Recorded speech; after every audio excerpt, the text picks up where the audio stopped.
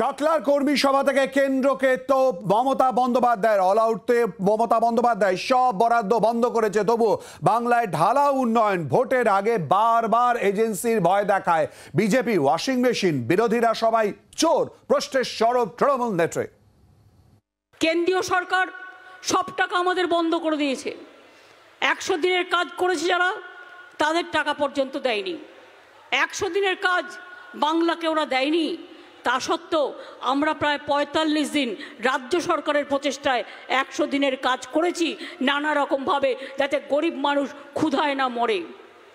বিনা পয়সায় রেশন, নির্বাচন আসলে বিজেপি ঘোষণা করে আমি 5 কেজি চাল দেবো, আর আমরা তো প্রথম থেকেই দিই। আমরা যখন আমাদের সরকার আসে 2021-এ আপনাদের আশীর্বাদ, শুভেচ্ছা, দোয়া নিয়ে আমরা 3টে বলেছিলাম বিনা পয়সায় রেশন দেবো। সেই রেশন চলছে কি চলছে না? নতুন করে আপনারা দেবেন কি? আমরা তো চালাচ্ছি। 2 স্বাস্থ্যসাথী কার্ড দেবো, দিয়েছি। 3 লক্ষ্মীর ভাণ্ডার করব, করেছি। আমরা বলেছিলাম স্মার্ট কার্ড দেবো স্টুডেন্টদের, আমরা স্মার্ট কার্ডও দিতে শুরু করেছি।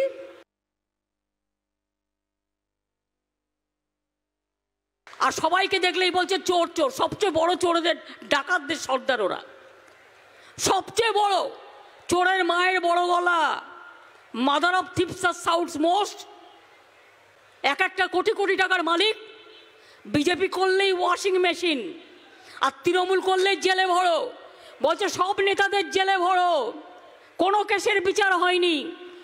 জেলে ভরে রেখে দিচ্ছে, তার কারণ যাতে ইলেকশনটা করতে না পারে, যাতে পার্টির কাজ করতে না পারে।